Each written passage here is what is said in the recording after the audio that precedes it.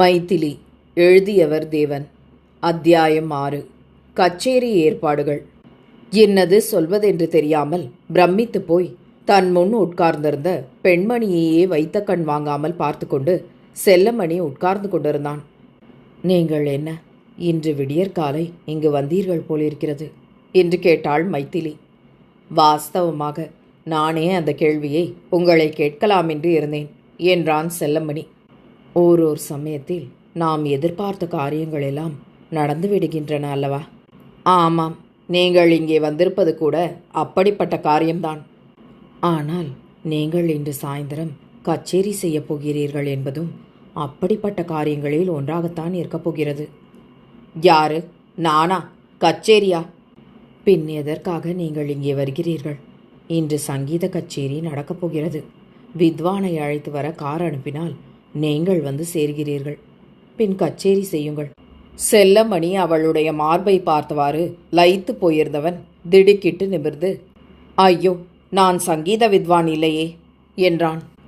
அப்படி என்றால் ஏன் இங்கு வந்தீர்கள்? நான் வரவில்லை, என்னை அழைத்து கொண்டு வந்துவிட்டார்கள். எல்லோரும் என்னை சங்கீத வித்வான் என்று நினைத்து கொண்டு விட்டார்கள் போல் தோன்றுகிறது. நான் அப்படி நினைத்து கொள்ளவில்லை என்றாள் அவள். உங்களை தவிர என்னை தெரிந்த பேர் இங்கே யாரும் இல்லை. எனக்கும் உங்களை தெரியாது. அதாவது நான் வித்வான் இல்லை என்று தெரிந்த பேர். எனக்கு சங்கீதமே வராது. படி என்ன விலை என்று கேட்பவன். வேடிக்கையாக பேச வேண்டாம், உள்ளதை சொல்லிவிடுங்கள். வேடிக்கையே இல்லை, உண்மையை சொன்னேன். உண்மைதான் என்ன? எனக்கு ஒன்றுமே தெரியாது. அப்படி சொல்லி ரொம்ப பேர் தப்பித்துக் கொள்கிறார்கள். நானும் இங்கிருந்து தப்பித்து கொண்டால் தேவலையே. அதை நான் பார்த்து கொள்கிறேன். நீங்கள் ஏன் இங்கே வந்தீர்கள்? பட்டணம் போவதற்காக கிளம்பினேன். தவறுதலாக வேறு வண்டியில் ஏறிவிட்டேன். ஏதோ ஒரு காரிலே ஏற்றி எங்கேயோ ஒரு பங்களாவில் கொண்டு தள்ளினார்கள். அங்கே யாரோ ஒரு பெண் வந்து உங்களை என்னவெல்லாமோ செய்ய சொல்கிறாள் என்றாள் மைதிலி. ஆமாம், நான் சங்கீத வித்வானாம். நீர்தான் இல்லையே. அது உங்கள் ஒருவருக்குத்தானே தெரிகிறது. மைதிலி சற்று நேரம் யோசனையில் ஆழ்ந்திருந்தாள். பிறகு வாயோடு ஒரு புன்னகை செய்து கொண்டாள்.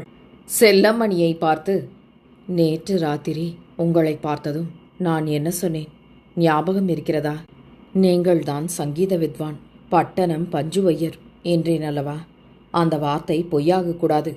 நான் சொல்கிற வரைக்கும் நீங்கள் பட்டணம் பஞ்சு ஐயராகவே இருங்கள். இருக்கிறேன், ஆட்சேபமில்லை. ஆனால் கச்சேரி மட்டும் செய்ய சொல்ல வேண்டாம். அதை என்னிடம் விட்டுவிடுங்கள். நீங்கள் கவலைப்பட வேண்டாம். நீங்களும் பட்டணம் போகலாம். எனக்கும் அங்கே போக வேண்டியிருக்கிறது. இதை கேட்ட செல்லமணி திரு திருவென்று விழித்தான். உடனே மைதிலி, இந்த மாதிரி நீங்கள் விழித்தால் இங்கே எல்லோரும் சந்தேகப்பட ஆரம்பித்து விடுவார்கள் என்று எச்சரித்தாள். பிறகு, நீங்கள் இந்த அறையிலேயே இருங்கள். உங்களுக்கு வேண்டியவற்றையெல்லாம் இங்கேயே அனுப்பிவிடுகிறேன். யாருடனும் அதிகமாய் பேச்சு வைத்துக் கொள்ள வேண்டாம் என்று எழுந்து அறையிலிருந்து சென்றாள். அவள் சென்றவுடனே செல்லமணிக்கு இருந்த தைரியமெல்லாம் நழுவ ஆரம்பித்தது. இதுவரை நடந்த பிசகுகளையெல்லாம் ஒப்புக்கொண்டு பட்டணம் போகலாம் என்ற தீர்மானம் நிலை குலைந்துவிட்டது. இனி அந்த பெண்ணின் வார்த்தையை கேட்டுக்கொண்டு தான் சங்கீத வித்வான் என்று தங்குவதா, அல்லது அதை தட்டி கழித்து கொண்டு ஓடிவிடலாமா? ஓடலாம் என்றால் எங்கே ஓடுவது? மோட்டாரை கொண்டு வர சொல்லி ஸ்டேஷன் பக்கம் நழுவி விடலாமா என்று நினைக்கும் போதே கிரீச் கிரீச் என்ற சப்தத்துடன் பங்களாவின் காம்பவுண்டிலிருந்து கிளம்பி ஒரு கார் வெளியே போவதை கவனித்தான். அது ஸ்டேஷனிலிருந்து அவனை அழைத்து வந்த வண்டிதான். அதில் பருத்த மனிதராக ஒருவர் உட்கார்ந்திருந்தார். அவர்தான் பங்களாவின் பெரிய எஜமானாக இருக்க வேண்டுமென்று அவன் ஊகித்தான். மறுபடி அவன் முன் அந்த மோகன பெண்ணின் முகம் தோன்றிற்று. எவ்வளவு தைரியமாக, நம்பிக்கையுடன், நீங்கள் பயப்படாதீர்கள், நீங்கள்தான் பட்டணம் பஞ்சு என்று சொன்னாள். அவள் வார்த்தையை அவமதிக்கலாமா? கூடாது. இவ்வாறு யோசனையில் ஆழ்ந்திருந்த செல்லமணியை பேச்சு முத்து, சாமி, காப்பி ஆறி போகுதாம், கொண்டு வந்து கொண்டு இருக்காங்க, எழுந்திருங்க என்று கலைத்து எழுப்பிவிட்டு சென்றான். சுமார் 9 மணிக்கு படுக்கையை விட்டு எழுந்த மந்திரேசனுக்கு முந்தின இரவு நடந்த சம்பவங்கள் ஞாபகத்துக்கு வர சற்று நேரம் பிடித்தது. இரு கைகளையும் அகல விரித்து சொடக்கு போட்டு முதுகை ஒரு வளைவு வளைத்து தலையை பின்னால் தள்ளி வாயை பிரம்மாண்டமாக பிளந்து ஹாவ் என்று கொட்டாவி விட்டான். இப்படி செய்து கொண்ட பிறகுதான் அவனுக்கு சுறுசுறுப்பு ஏற்படுமாம். இது என்ன ஆசனம் என்று நாம் தேட வேண்டியதில்லை. நாம் எல்லோரும் அறிந்ததுதானே இது. டேய் என்று ஒரு சத்தம் போட்டான். சாமி என்று பேச்சு முத்து ஓடி வந்து நின்றான். என்ன, நேத்து ராத்திரி ஓர் ஆசாமி வந்தானே, இருக்கானா அவன்? இருக்காரு. அவரை மைத்திலி அம்மா கவனிச்சிட்டாரு. என்ன கவனிச்சிட்டாரு சொல்லு. காலையில் அவரை எழுப்பினது கூட அம்மா தான் போலிருக்கு. காப்பி பலகாரம் எல்லாம் அங்கேயே கொடுக்க சொன்னாங்க. ஏது, உபச்சாரம் பலமாயிருக்கே. அப்படித்தான் இருக்கு. ஆனாலும் நம்ம வீட்டுக்கு வந்த பேரை கவனிக்கத்தானே வேணும். கட்டாயமாக கவனிக்கத்தான் வேணுமுங்க. சரி, அந்த ஐயாவை முன்னாடியே அம்மாவுக்கு தெரியும் போலிருக்கா? அப்படித்தான் தோணுதுங்க. இல்லை, புது மனிதன் மாதிரி பேசுகிறாங்களா? அப்படியும் தான் இருக்குதுங்க. இரண்டையும் சொன்னால்? இரண்டு மாதிரியும் தோணுதுங்க. நீ நாசமாய் போனாய். ஆமாங்க. என்னடா? அப்படித்தான் மைத்திலி அம்மா கூட சொன்னாங்க. அவங்க பேசுகிற போது வெளியே நின்னேன். நான் ஒன்றும் காதால் கேட்கலிங்க. என்னை பார்த்துட்டு அம்மா நீ நாசமாய் பொண்ணு திட்டினாங்க. நீ அவளுக்கு தெரியாமல் கேட்கணும். அப்படித்தான் கேட்டேன். பெண் ஏன் தெரிந்தது? அவங்க பார்த்துட்டாங்க, தெரிந்தது. போடா மடையா. ஆமாங்க, நேற்று பெரிய ஐயா கூட நான் தலையோட்டாமல் தபால் போட்டதுக்கு அப்படித்தான் கோச்சிக்கிட்டாரு. சரி தொலை என்று மந்தரேசன் எழுந்தான். காலை காரியங்களை கவனித்து கொண்டு அவன் செல்லமணியின் அறைக்குள் நுழைந்தபோது 10 மணி இருக்கும். அப்போது செல்லமணி வாயோடு அந்த கணபதிக்கு தொந்தி பருத்த விதம் என்று பாடிக்கொண்டிருந்தான். அவன் சமீபத்தில் பார்த்த ஒரு டாக்கியில் கேட்ட பாட்டின் ஒரே ஒரு அடி மட்டும் அவனுக்கு ஞாபகம் இருந்தது. தான் சங்கீத வித்வான் என்று காண்பித்துக் கொள்ள வேண்டும் என்பதற்காக யாராவது அரைப்பக்கம் வரும்போது தான் பாடிக்கொண்டிருந்தது போலவும் சட்டென்று நிறுத்தியது போலவும் காட்டுவதற்காக அப்படி இழுத்து கொண்டிருந்தான். மந்திரேசனை கண்டதும் வாருங்கள், உட்காருங்கள் என்றான். மந்திரேசன் அதற்கு வாய் திறந்து பதில் சொல்லவில்லை. ஏதாவது சொன்னால் தன் ஹோதாவுக்கு குறைவு என்று ஓர் அசட்டு புன்னகையில் 1/4 பங்கை மட்டும் செலவு செய்தான். இப்போது காரியமாக அப்பா வெளியே போயிருக்கிறார். அவர் திரும்பி வருவதற்கு 12 அல்லது 1 மணி ஆகலாம். பிறகு வருகிற பேரும் ஒவ்வொருவராக வந்துவிடுவார்கள். நீங்கள் இப்போதே சாப்பிட்டு விட்டு கொஞ்சம் சிரம பரிகாரம் பண்ணிக்கொள்ளலாம். பக்கவாத்தியக்காரர் யாரையும் அழைத்து வரவில்லையாக்கும். அதற்கு ஏற்பாடு செய்துவிட்டேன். அதற்கென்ன, அப்படியே செய்கிறது. கச்சேரி சரியாக 4 மணிக்கு. அப்படியே ஆரம்பித்து விடுவோம். ஏதானும் வேண்டுமானால் சொல்லி அனுப்புங்கள். ஒன்றும் வேண்டாம், எல்லாம் சௌகரியமாக இருக்கிறது. அதற்கு மேல் என்ன பேசுவதென்று மந்திரேசன் சற்று நிறுத்தினான். பேச்சு முத்து உள்ளே வந்து, பிடேல்கார ஐயா பிள்ளை வந்திருக்காரு, பாடகரை பார்க்கணும் என்கிறாங்க, வர சொல்லட்டுமா என்றான். இந்த வார்த்தை செல்லமணியின் வயிற்றில் பகீர் என்றது. கச்சேரி என்றால் பக்கவாத்தியங்கள் உண்டென்ற ஞாபகமே அவனுக்கு முதலில் ஏற்படவில்லை. மந்தரேசன் அதை பற்றி பிரஸ்தாபித்த போது கூட அவன் அதற்கு சரியாக கவனம் செலுத்தவில்லை. இப்போது ஃபிடில்காரரே வந்துவிட்டார் என்றவுடன் ஒரு பெருந்திகில் அவனை பற்றி கொண்டது. சாயந்தரம் 4 மணி வரை சுயரூபத்தை மறைத்து வைத்துக் கொள்ள முடியும். அதற்குள் அந்த பெண்ணின் உதவியுடன் வெளியேறலாம் என்றிருந்தோமே, அதற்கு கூட வழியில்லாமல் போய்விட்டதே. இந்த ஃபிடில்காரன் ஒரே நிமிஷத்தில் நம் குட்டை உடைத்து வெளிப்படுத்தி விடுவானே என்ற கவலை அவனை பிடுங்கி தின்றது. வர சொல் என்று உத்தரவிட்டான் மந்திரேசன். அடுத்த நிமிஷம் அந்த ஃபிடில்காரர் கடவாத்தியம் போன்ற தொந்தியுடன் கூட உள்ளே நுழைந்தார். அந்த 2 பாடகர்களுடன் சரிசமமாக உட்கார்ந்து கொண்டு பேசுவது கௌரவஹானி என்று கருதிய மந்திரேசன் உடனே எழுந்து வெளியே சென்றான். வாருங்கள், உங்களை நான் பார்த்ததில்லை என்றான் செல்லமணி மென்று விழுங்கிக் கொண்டு. உங்களை நான் பார்த்திருக்கிறேன், ஆனால் தூர பார்வைதான். போன வருஷம் பூத்துக்குடியிலே ஒரு கல்யாணத்திலே கச்சேரி பண்ண நீங்கள் பட்டணத்திலே ரயில் ஏறினீர்கள் இல்லையா என்று கேட்டார் ஃபிடில் வாத்தியக்காரர். ஆமாம் ஆமாம் என்றான் செல்லமணி. ஒவ்வொரு வார்த்தைக்கும் ஒரு வாய் விளக்கெண்ணெய் விழுங்குவது போன்றிருந்தது அவனுக்கு. பார்த்தவுடனேயே ஜாடை கண்டு கொண்டு விட்டேன். இந்த இளம் வயசிலே உங்களுக்கு நல்ல கியாதி. எல்லாம் உங்களைப் போல் பெரியவாள் அனுகிரகம்தான் என்றான் செல்லமணி. ஃபிடில்காரர் காவி ஏறிய தம் 32 பற்களையும் காட்டி தலையை சாய்த்து கொண்டு சிரித்தார். இன்னைக்கு 4 மணிக்கு கச்சேரி ஏற்பாடு பண்ணியிருக்கிறாப்புல இருக்கு. என்னை காலம்பர கூப்பிட்டு அனுப்பினார். ஓட்டமாய் வந்தேன். இந்த மாதிரி உங்களை போல ஒத்தவாளுக்கு வாசிக்க கொடுத்து வைக்கணும். இல்லை, நீங்கள் பெரியவாள், அப்படி சொல்லிவிடப்படாது. உங்கள் வித்தையை பற்றி சொன்னேன். நானும் அதை பற்றித்தான் சொன்னேன்.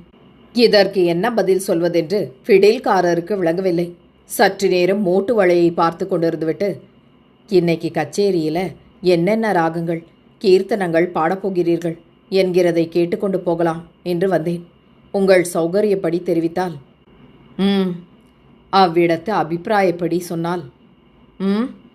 அவசரமில்லை, யோசித்து மெல்ல சொல்லுங்கள்.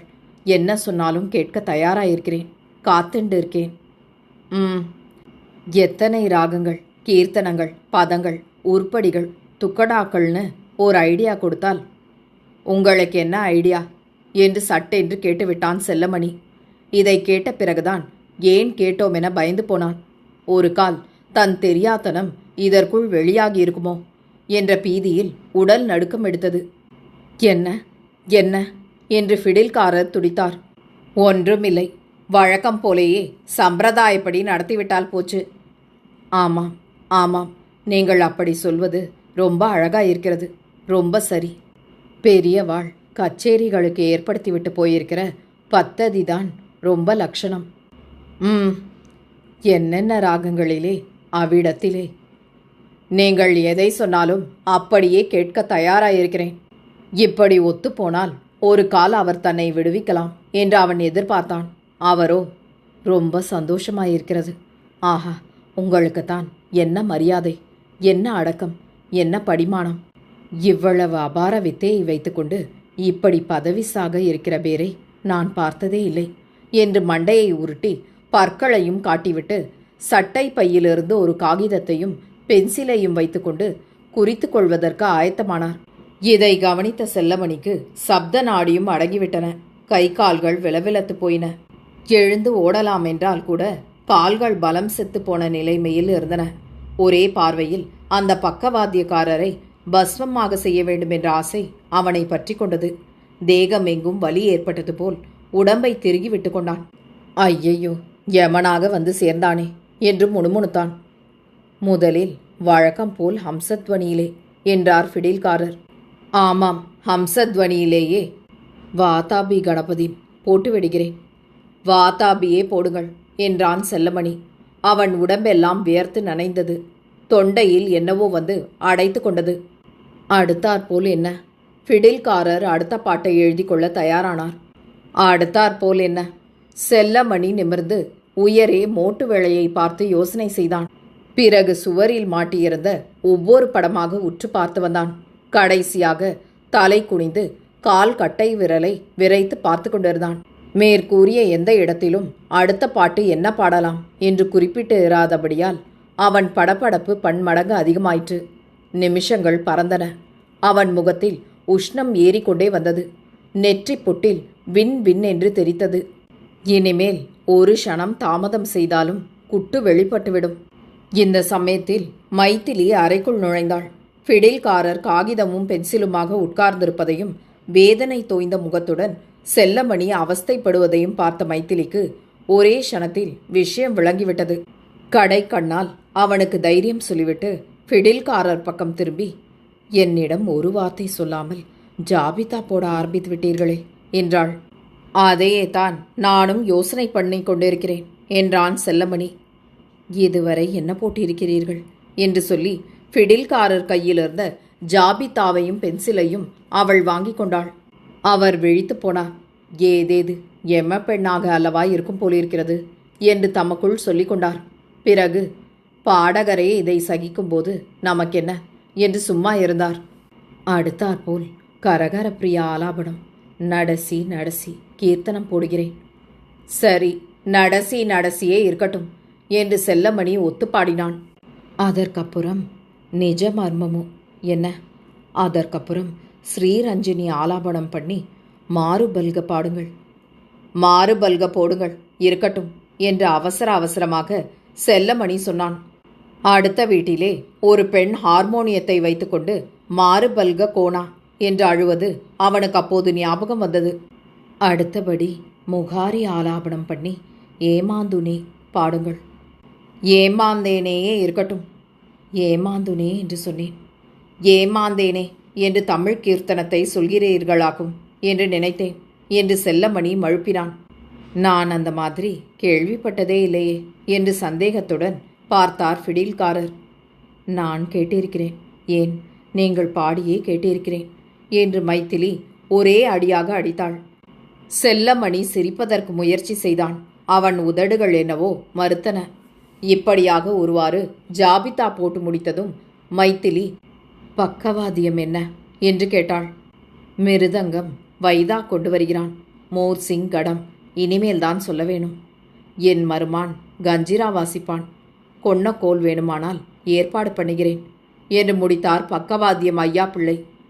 ஆஹா, கச்சேரிக்கு இவ்வளவு பக்கவாத்தியங்களையும் வைத்துக்கொண்டு நம்மை விட்டுவிட்டால் எவ்வளவு சௌகரியமாக இருக்கும் என்று செல்லமணி அங்கலாய்த்தான். ஃபிடில்காரரை பின்தொடர்ந்து மைதிலி வெளியே போனாள். வாசற்படி அண்டை அவள் திரும்பி பார்த்து ஒரு கண்ணை சிமிட்டி புன்னகை செய்தாள். என்னை நம்பு, நான் உன்னை கொண்டு சேர்க்கிறேன் என்று தைரியம் சொல்வது போல் இருந்தன அந்த புன்னகையும் சிமிட்டலும். தேவன் அவர்களின் இந்த நாவலை உங்களுக்காக வாசித்தது நிமா மனோ. கேட்டு மகிழ்ந்து விரும்பி பகிர்ந்து பதிவு செய்யவும். நன்றி.